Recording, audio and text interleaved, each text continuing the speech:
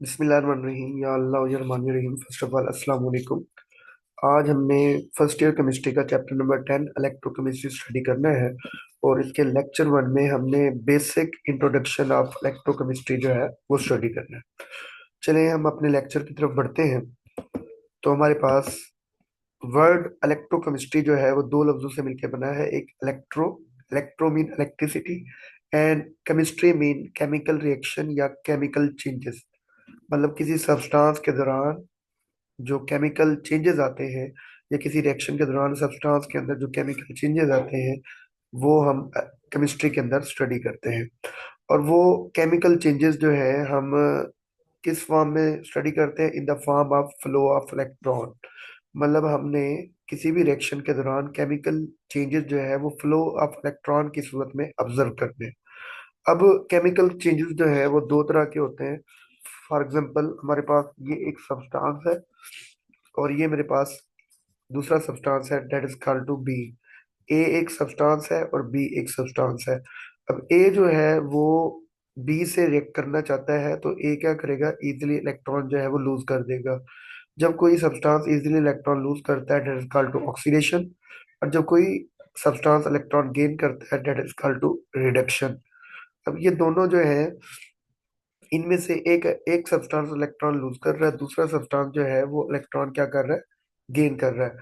अब इलेक्ट्रॉन की गेनिंग और लूजिंग के दौरान ये सब्सटेंस आपस में रिएक्ट कर जाएंगे और इनके दरमियान केमिकल चेंज जो है वो अक्कर हो जाएगा। फॉर एग्जांपल जब ये अलग-अलग थे तो इन दोनों ने आपस में रिएक्ट नहीं किया, लेकिन जब एक सब्सटेंस ने इलेक्ट्रॉन लूज किया दूसरे ने गेन किया तो इनके दरमियान आपस में बॉन्ड बन गया, इनके दरमियान केमिकल चेंज जो है वो अक्कर हो गया।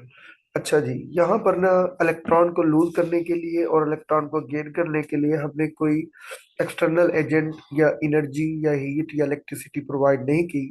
यहाँ पर खुद एक सब्सटेंस ने इलेक्ट्रॉन लूज किया, दूसरे ने इलेक्ट्रॉन गेन किया है। इस तरह के जो रिएक्शन होते हैं वो स्पॉन्टेनियस रिएक्शन होते हैं। और स्पॉन्टेनियस रिएक्शन के दौरान फ्लो ऑफ इलेक्ट्रॉन के जरिए इलेक्ट्रिसिटी जो है वो प्रोड्यूस होती है। इसी तरह हमारे पास ये एक सब्सटेंस है सी और दूसरा सब्सटेंस हमारे पास डी है। ये दोनों आपस में रिएक्ट नहीं करना चाहते लेकिन हम इनको रिएक्ट कराना चाहते हैं। तो रिएक्ट कराने के लिए हम इनको एक्सटर्नल एजेंट मतलब इलेक्ट्रिसिटी, एनर्जी, हीट वगैरह जो है वो प्रोवाइड करते हैं। जब तब जाकर तब जाकर ये सब्सटेंस जो है इलेक्ट्रॉन लूज करेंगे और इलेक्ट्रॉन जो है वो गेन करेंगे। तो ऐसा रिएक्शन जिसके दौरान हमारे पास जो है इलेक्ट्रिसिटी की जरूरत पड़े, this reaction is called to non spontaneous reaction. ये हमारे पास जो सब्सटेंस है ये विदाउट एक्सटर्नल एजेंट के जो है वो रिएक्ट नहीं करेंगे। तब जाकर ये इलेक्ट्रॉन लूज करेंगे और गेन करेंगे और इस दौरान इलेक्ट्रिसिटी जो है वो यूज होगी। अब आगे जो है हमारे पास यहाँ पर हम इन सब्सटेंस के अंदर फ्लो ऑफ इलेक्ट्रॉन या इलेक्ट्रिसिटी को हम स्टडी करते हैं। फॉर एग्जांपल इन दोनों सब्सटेंस को अगर मैं एक ही कंटेनर में ले लूं तो यहाँ पर जो है इलेक्ट्रिसिटी नहीं प्रोड्यूस होगी, क्योंकि यहाँ पर एक सब्सटेंस इलेक्ट्रॉन लूज करेगा दूसरा गेन करेगा। तो यहाँ पर सिर्फ ऑक्सीडेशन रिडक्शन हो रही है, इलेक्ट्रिसिटी प्रोड्यूस नहीं हो रही। अगर इन्हीं दो सब्सटेंस को अलग-अलग हम क्या कर लें, कंटेनर में ले लें, ठीक है। तो यहाँ पर ये ए सब्सटेंस को आप कनेक्ट कर दें by the help of wire with B substance के साथ। ए और बी सब्सटेंस को वायर के जरिए जब कनेक्ट करेंगे तो इस दौरान फ्लो ऑफ इलेक्ट्रॉन होगा और फ्लो ऑफ इलेक्ट्रॉन जो है that is called to electricity. तो ऐसा रिएक्शन जिसके दौरान इलेक्ट्रिसिटी प्रोड्यूस हो that is called to spontaneous reaction. और इस दौरान कोई इलेक्ट्रिसिटी यूज नहीं होती और ये स्पॉन्टेनियस रिएक्शन गैल्वानिक सेल के अंदर होते हैं। अगर हम दूसरे सेल में देखें तो यहाँ पर सी और डी इन दोनों को रिएक्शन करने के लिए एक्सटर्नल एजेंट बैटरी की जरूरत होती है। तब ये बैटरी क्या करती है, ये करंट इस सी से इलेक्ट्रॉन को निकालता है और किसको देता है? डी को। तो ऐसा रिएक्शन जिसके दौरान हमें इलेक्ट्रिसिटी एक्सटर्नल एजेंट प्रोवाइड करना पड़े that is called to non spontaneous reaction. और ये हमारे पास इलेक्ट्रोलाइटिक सेल के अंदर वकू पजीर होते हैं। और यहाँ पर जो है वो ऑक्सीडेशन और रिडक्शन हो रही है। तो ऐसे रिएक्शन जिसमें ऑक्सीडेशन और रिडक्शन इकट्ठे हो रही हो that is called to redox reaction. क्योंकि रिडॉक्स रिएक्शन दो लफ्जों से मिलकर बना है, red and ox. Red mean reduction, reduction mean gain of electron, ox mean oxidation means loss of electron. तो ऐसा रिएक्शन जिसमें ऑक्सीडेशन मतलब removal of electron, reduction mean addition of electron हो that is called to redox reaction. तो यहाँ पर electron की gaining भी हो रही है और लूजिंग भी हो रही है, ऑक्सीडेशन भी हो रही है, रिडक्शन भी हो रही है। इस वजह से ये रिएक्शन जो है इन सेल के अंदर रिडॉक्स रिएक्शन हो रहे हैं। अगर इस पूरी स्लाइड को हम एक दो लाइन के अंदर समराइज करें तो इलेक्ट्रोकेमिस्ट्री केमिस्ट्री की ऐसी ब्रांच है जिसमें हम इलेक्ट्रिसिटी और सब्सटेंस के दरमियान होने वाले केमिकल चेंजेस को स्टडी करते हैं। और केमिकल चेंजेस दो तरह के होते हैं, एक स्पॉन्टेनियस और दूसरे नॉन नॉन स्पॉन्टेनियस। स्पॉन्टेनियस खुद ब खुद होते हैं, उन्हें किसी इलेक्ट्रिसिटी एक्सटर्नल एजेंट की जरूरत नहीं होती, बल्कि वो हमें इलेक्ट्रिसिटी बना के देते हैं। और इस तरह के रिएक्शन गैल्वानिक सेल में होते हैं। नॉन स्पॉन्टेनियस केमिकल रिएक्शन जो है वो खुद ब खुद नहीं होती, उनको रिएक्ट कराने के लिए हमें एक्सटर्नल एजेंट मतलब इलेक्ट्रिसिटी प्रोवाइड करनी पड़ती है, जिसकी वजह से बाद में वो हमारे पास क्या करते हैं, रिएक्ट करते हैं। और इस तरह के रिएक्शन नॉन स्पॉन्टेनियस होते हैं। और नॉन स्पॉन्टेनियस रिएक्शन जो है वो हमारे पास इलेक्ट्रोलाइटिक सेल में होते हैं। फर्दर हम इस सारी स्लाइड के डेटे के जरिए जो है इलेक्ट्रोकेमिस्ट्री की डेफिनेशन स्टडी करेंगे। Electrochemistry is the branch of chemistry, ठीक है, ये केमिस्ट्री की ब्रांच है that is concern with the conversion of electrical energy into chemical energy. मतलब इलेक्ट्रोकेमिस्ट्री केमिस्ट्री की ऐसी ब्रांच है जिसमें हम इलेक्ट्रिकल एनर्जी को केमिकल एनर्जी में कन्वर्ट करते हैं। और किस सेल में ऐसा होता है? इलेक्ट्रोलाइटिक सेल में। इलेक्ट्रोलाइटिक सेल में इलेक्ट्रिकल एनर्जी से केमिकल एनर्जी को हम बनाते हैं। अगर हम इसकी पिक्चर देखें तो ये देखें, ये मेरे पास इलेक्ट्रोलाइटिक सेल है। इसमें हमने क्या किया, बैटरी से इलेक्ट्रिकल एनर्जी दी और इलेक्ट्रिकल एनर्जी जो है वो केमिकल्स को मिली, तब जाकर हमारे पास उससे ऑक्सीडेशन रिडक्शन हुई। और इसी तरह इलेक्ट्रिकल एनर्जी जो है केमिकल एनर्जी में कन्वर्ट हुई इन द इलेक्ट्रोलाइटिक सेल। अगर हम आगे फर्दर बात करें, add chemical energy into electrical energy, ठीक है, इसमें एक ऐसा सेल भी है जिसमें केमिकल एनर्जी जो है वो इलेक्ट्रिकल एनर्जी में कन्वर्ट होती है। वो हमारे पास कौन सा होता है? गैल्वानिक सेल या वोल्टाइक सेल। तो अगर हम यहाँ देखें तो यहाँ पर हमारे पास जो है केमिकल ने ही जो है फ्लो ऑफ इलेक्ट्रॉन किया, और ठीक है, और इस वजह से केमिकल एनर्जी जो है वो फ्लो ऑफ इलेक्ट्रॉन के अंदर कन्वर्ट हुई, और फ्लो ऑफ इलेक्ट्रॉन जो है वो इलेक्ट्रिसिटी कहलाता है।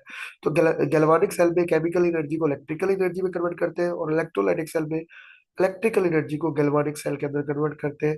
तो ये दो सेल हम इलेक्ट्रोकेमिस्ट्री के अंदर क्या करते हैं, स्टडी करते हैं।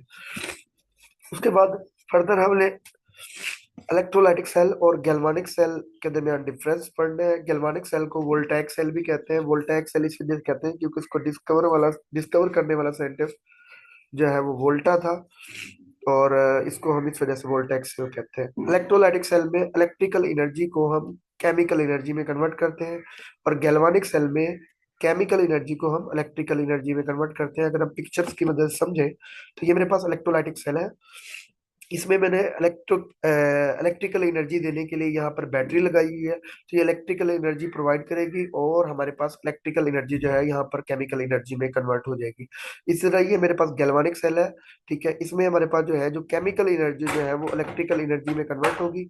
और हमें कैसे पता चलेगा कि यहाँ पर इलेक्ट्रिकल एनर्जी प्रोड्यूस हो रही है? तो हम दरमियान में यहाँ पर बल्ब लगाएंगे, और बल्ब अगर जल गया फ्लो ऑफ इलेक्ट्रॉन की वजह से, तो इससे हमें पता चलेगा कि केमिकल एनर्जी जो है वो इलेक्ट्रिकल एनर्जी में क्या हुई है, कन्वर्ट हो गई है। इसी तरह इलेक्ट्रिकल एनर्जी में रिडॉक्स रिएक्शन मतलब ऑक्सीडेशन रिडक्शन होती है, ठीक है, और वो ऑक्सीडेशन रिडक्शन जो है वो नॉन स्पॉन्टेनियस होती है, मतलब उसमें हमें किसी को सेल को इलेक्ट्रिसिटी देनी नहीं पड़ती, क्लियर, बल्कि वो हमें इलेक्ट्रिसिटी बना के देता है। गैल्वानिक सेल में जो रिडॉक्स रिएक्शन होता है वो खुद ब खुद होता है, उसे हम वो हमें वो खुद ब खुद होता है, और उसके किसी एक्सटर्नल एजेंट में हमें कोई एक्सटर्नल एजेंट इलेक्ट्रिसिटी वगैरह प्रोवाइड नहीं करनी पड़ती। इलेक्ट्रोलाइटिक सेल ऐसा सेल है जिसमें रिडॉक्स रिएक्शन खुद ब खुद नहीं होते, उन्हें हमें एक्सटर्नल एजेंट देना पड़ता है, इलेक्ट्रिसिटी वगैरह, हीट वगैरह। इस वजह से इस तरह के रिएक्शन नॉन स्पॉन्टेनियस होते हैं। और गैल्वानिक सेल में जो रिएक्शन होते हैं रिडॉक्स रिएक्शन, वो खुद ब खुद होते हैं, उन्हें किसी एक्सटर्नल एजेंट वगैरह की जरूरत नहीं होती। तो अगर हम यहाँ पर देखें, ये मेरे पास इलेक्ट्रोलाइटिक सेल है, ये मेरे पास इलेक्ट्रोलाइटिक सेल है। इलेक्ट्रोलाइटिक सेल में यहाँ पर ये इलेक्ट्रिकल एनर्जी जो है वो केमिकल एनर्जी में कन्वर्ट हुई है, तब जाकर यहाँ पर ऑक्सीडेशन और रिडक्शन हुई है। इसी तरह ये मेरे पास गैल्वानिक सेल है। गैल्वानिक सेल में हमारे पास यहाँ से हम केमिकल एनर्जी से इलेक्ट्रिकल एनर्जी बनाते हैं, और यहाँ पर इलेक्ट्रिसिटी प्रोड्यूस होती है, बल्कि हमें इलेक्ट्रिसिटी देनी नहीं पड़ती। यहाँ पर सारे रिएक्शन गैल्वानिक सेल में स्पॉन्टेनियस होंगे, और इलेक्ट्रोलाइटिक सेल में जितने भी रिएक्शन होंगे वो सारे के सारे नॉन स्पॉन्टेनियस होंगे, क्योंकि यहाँ पर हमें बैटरी या इलेक्ट्रिसिटी प्रोवाइड करनी पड़ रही है। उसके बाद हमारे पास इसमें इलेक्ट्रोलिसिस टेक प्लेस होती है इलेक्ट्रोलाइटिक सेल में। इलेक्ट्रोलिसिस मतलब बिजली, लाइसिस मतलब ब्रेक डाउन। मतलब इसमें जो भी हम केमिकल डालेंगे तो बिजली की मदद से उसकी ब्रेक डाउन करेंगे, क्योंकि इलेक्ट्रोलाइटिक सेल में हम बिजली प्रोवाइड करते हैं। गैल्वानिक सेल में हम बिजली प्रोवाइड नहीं करते, इस वजह से यहाँ पर कोई इलेक्ट्रोलाइटिक इलेक्ट्रोलिसिस नहीं होगी। इसी तरह हमारे पास जो इलेक्ट्रोलाइटिक सेल है, इसका इनोड पॉजिटिव होता है और कैथोड नेगेटिव होता है। गैल्वानिक सेल का इनोड नेगेटिव होता है और कैथोड पॉजिटिव होता है। ऐसा क्यों? क्योंकि इलेक्ट्रोलाइटिक सेल में जो इनोड होता है वो बैटरी के पॉजिटिव टर्मिनल से जुड़ा होता है, इस वजह से इस पे पॉजिटिव चार्ज होता है। गैल्वानिक सेल में इलेक्ट्रोलाइटिक सेल में जो कैथोड होता है वो बैटरी के नेगेटिव टर्मिनल से जुड़ा होता है, इस वजह से इस पे नेगेटिव चार्ज है। इनोड मतलब बैटरी के पॉजिटिव टर्मिनल से जुड़ा है, इस वजह से पॉजिटिव चार्ज।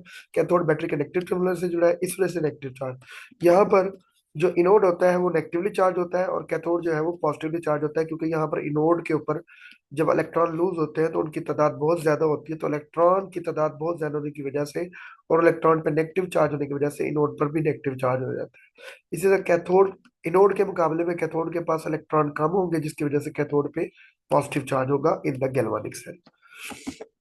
ठीक हो गया? तो यहाँ पर इनोड इलेक्ट्रोलाइटिक सेल में पॉजिटिव होता है, कैथोड नेगेटिव होता है।